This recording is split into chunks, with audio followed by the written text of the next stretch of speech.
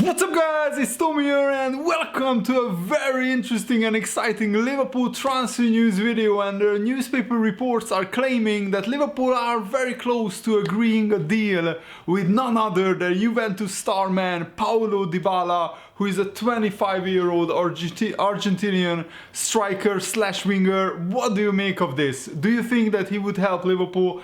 I certainly think that we need another world-class attacker who can play as a striker or as a winger, because we not only need competition for places for Mane, Salah and Firmino, because all three of them can basically guarantee themselves a start at Liverpool right now. We also need a player who can come in when either of them is off form. For example, right now Mohamed Salah hasn't scored for 7 games, and imagine if we could drop Salah for just 1 or 2 games and play a player who is as good as Salah in his position. That would certainly light a fire under Salah and make him perform even better.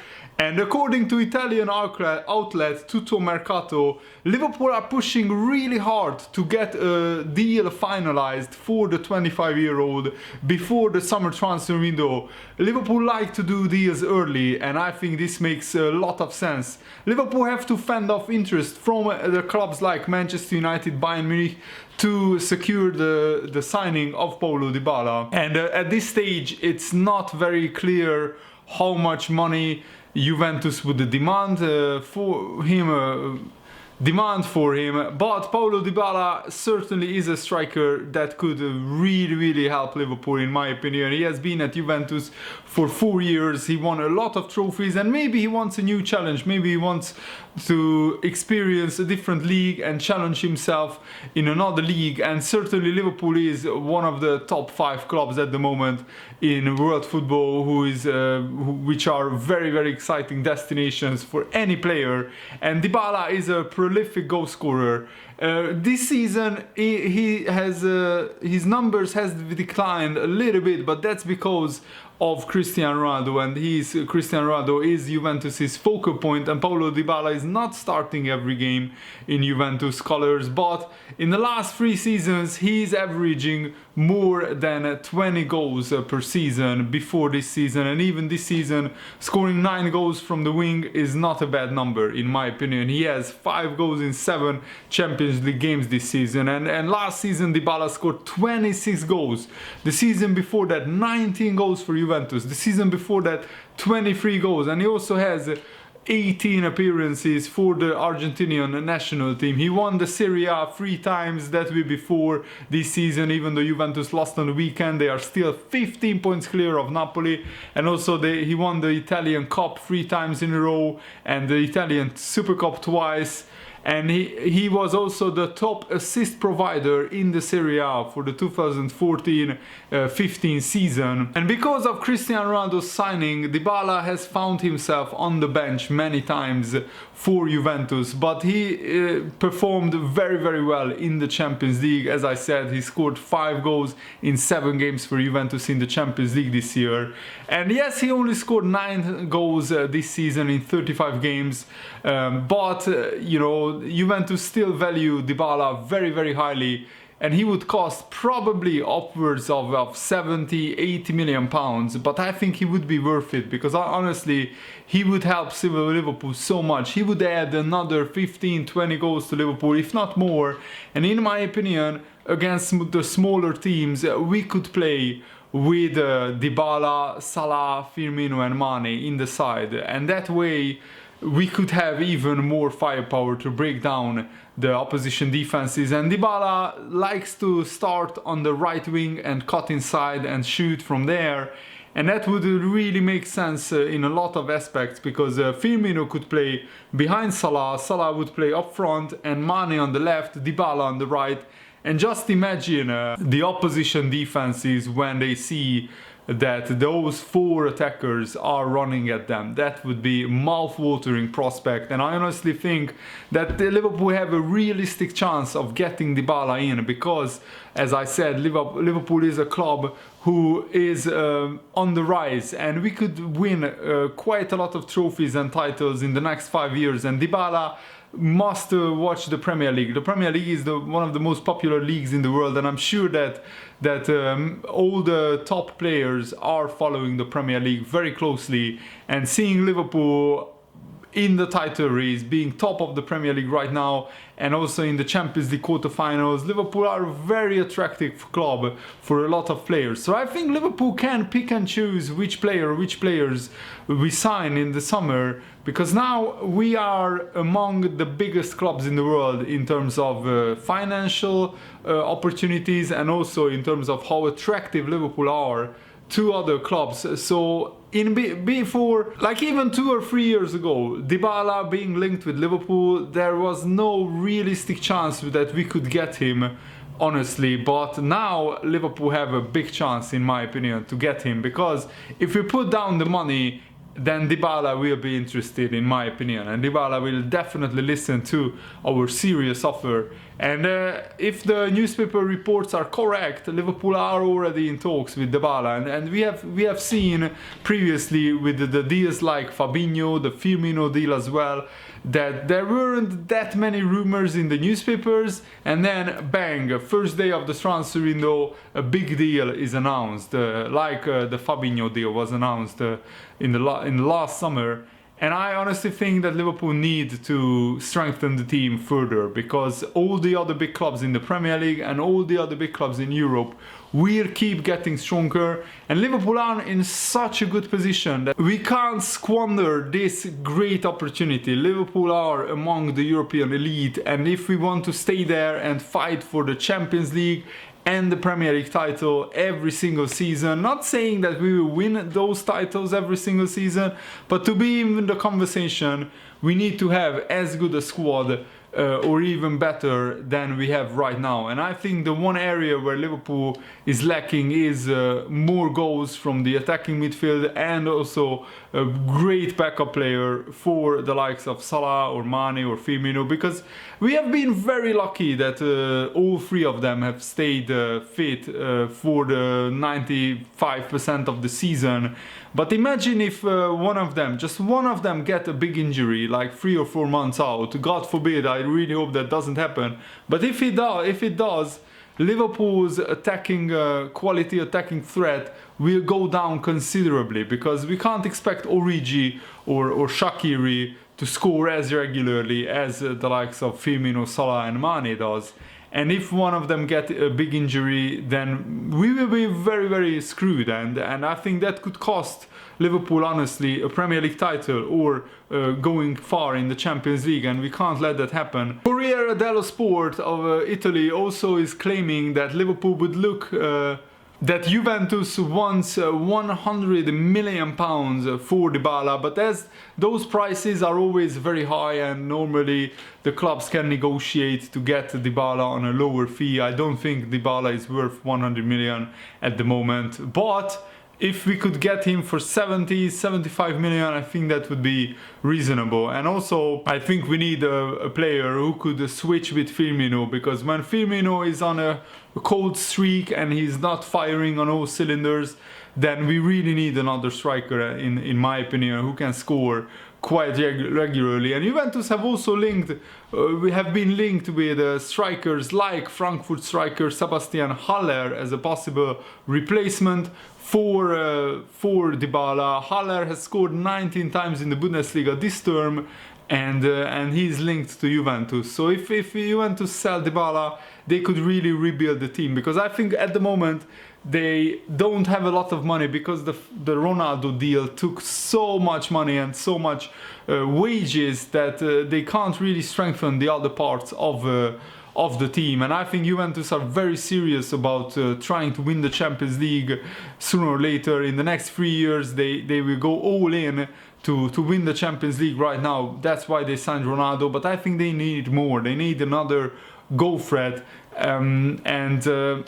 Maybe with Dybala they could reinvest that money into the squad and sign even better players in defense, in midfield. And also very good news, according to Spanish football journalist Guillem Bayage, Sadio Mane is not a target for Real Madrid in the summer, even though Mane has been linked with Real Madrid on and off in the past 1.5 to 2 years. But Bayage said no, the intention is to get a striker at Real Madrid, but they have no money at the moment. They want as well a centre-back and a couple of midfielders. Zidane wants to see who responds to him over the next couple of months and then bring somebody in. So Guillem Bayage is saying that Real Madrid doesn't want to spend the money right now. They want to spend the money in the summer after Zidane assesses the squad and sees who needs replacing, which areas need strengthening. And thankfully Sadio Mane, it looks like, is not a target for for Real Madrid. They are after Eden Hazard, and if Chelsea don't finish in the Champions League places, if they don't win the Europa League, and if they won't play in the Champions League, that will be 2 years for Chelsea without Champions League football, and that could see Eden Hazard move to Real Madrid. So that could be a very interesting story, and that would need a lot of rebuilding for Chelsea to do if that was the case. And Ian Wright, who is an Arsenal legend and he's a pundit for BBC and various other news channels, he thinks that Sadio Mane can do everything at Liverpool and he can have the sort of season Mohamed Salah had last year if he can become more consistent. So he's saying that Sadio Mane is capable of scoring 30-35 goals a season if he becomes more consistent, and I think he's right, because Sadio Mane in his past 11 games he scored 11 goals, and those kind of numbers are the numbers of last season's Mohamed Salah, or the numbers of the greatest strikers in world football. And Ian Wright said this: there is not much more for him to improve on really, apart from to just continuously score goals. He's got better, of course he has. The only thing you would look at him and think, what can he do more? Just go and have a season like Mo Salah said. I'm not saying he can totally replicate that kind of goal scoring form Mo Salah had, but that's the only thing left. He can do everything. He can defend, he can play centre forward, he can play on the wing, he can play anywhere. And he can do a lot of things that Mo Salah did last season, and I think he's right. And I'm so happy that now it looks like Mo Salah is getting the credit that he deserves for his incredible seasons, because last season he scored 20 goals, which is a very good number, but this season he's on course to score about 25 or maybe even 30 goals if he continues this goal scoring form. He already has 20 goals and he is banging form. And according to reports coming from Turkey, Loris Karius wants Liverpool to intervene in his difficult loan spell at Besiktas, because Besiktas owe Karius up to 4 months in wages, and the player has reportedly taken legal action against the club, and Karius has also approached the FIFA about helping him resolve the matter. And now with things not really moving along, it seems that Karius has also come to Liverpool to ask for his loan spell to be cut short. So he doesn't want to play for Besiktas anymore because they refuse to pay his wages. That's a real mess at Besiktas. I'm not sure the inside information, what is going wrong at the club, but I feel for Karius after that horrendous Champions League final and him getting elbowed by Mohamed Salah and having concussion during the final, conceding those ridiculous goals. He went to Turkey to rebuild his career, but instead he finds himself in an even worse situation where he doesn't get paid for 4 months. It's not like Karius is starving, but don't get me wrong, but still, for a footballer to not get any wages for 4 months, and it's just unacceptable. It's a horrendous situation, and it looks like Karius, his contract is for another 1 season for Besiktas until 2020, and it remains to be seen whether Liverpool would want to return him to Liverpool. But I think the best solution is to cut his loan short and then sell him to another club. There is plenty of interest from Germany for Karius, because Karius is a player who was the second best goalkeeper in Mainz in the Bundesliga before he joined Liverpool. So I'm sure that in the Bundesliga, Karius' stock remains very high, and that could see him sign for a good German club. Like I could see Karius join a club like Schalke or Borussia Mönchengladbach or even Wolfsburg or somebody like that, and rebuild his career there. But it's a very difficult situation. And Jurgen Klopp had some very interesting words about Salah, and saying that Salah's luck will change soon. And he also commented on Sadio Mane's form. So listen to this, because Klopp said some interesting things. Sadio played pretty much always like this, but now he's always in the right spot in the right moment. In football, it's sometimes like this. He's in a really good moment, of course. The only thing he did when he was not always in the right spot was work and work and work. That's exactly what Mo Salah has to do, exactly the same. Just work, do the right things, and it will come again. He's just rather unlucky, where Sadio is lucky in the moment. He's in brilliant shape, that's true. But then he's in the right shape, and maybe a yard away from him is Mo Salah, but somebody else scored. That's how it is, all good. And Jurgen Klopp is right. Mo Salah, even though he hasn't scored for 7 games and some Liverpool fans are panicking, he's still playing brilliantly. He's still adding a lot to the Liverpool performances. He's still running at defenders, occupying defenders. He's getting assists. Like his assist against Bayern Munich for the third Liverpool goal, the second Mane goal, was a thing of beauty. So I'm not really concerned. I think he will score sooner or later. In fact, I think he will score against Tottenham, Mo Salah, because last season he scored a brilliant goal against Tottenham. I'm really optimistic how the season will go for Mo Salah. And when Salah gets back to his top form, and when he starts scoring, and with the form Mane is in, we have a very good chance of getting to the Champions League final and winning the Premier League title. And that would be just a fantastic end to the season. Really looking forward to it. And also there has been big news. The Manchester City Cardiff game was moved to the week before the FA Cup semi-finals. So that means that starting from March the 30th, Manchester City will have 2 games every single week between now and potentially the end of the season if they make the Champions League semi-finals, but at least to the end of April, the beginning of May, which is brilliant news in my opinion. Even though Guardiola is very furious and angry at the FA, why didn't they move the Cardiff game to May, the middle of May, where maybe Liverpool will have a 1-week break? But I think it makes sense for the FA to do this, because the Manchester City Cardiff game should have been played on the weekend of the FA Cup semi-final. So it makes sense to just move it 3 days or 4 days before that. So Manchester City will have a lot of games, and especially in April, very tough games. Crystal Palace away, then they will play Tottenham 3 times, they play Burnley away, they play Manchester United away. So very tough games, and I'm really looking forward to seeing how they cope with that, because even though they have a bigger and probably better squad than Liverpool, they will have a lot more games than Liverpool, and I'm really hoping that takes its toll. And on the other hand, Liverpool having games on Friday and then the Champions League games, I think it suits Liverpool quite a lot. We have quite a lot of times where Manchester City play one day or 2 days earlier or later than Liverpool, and it just falls into place quite well.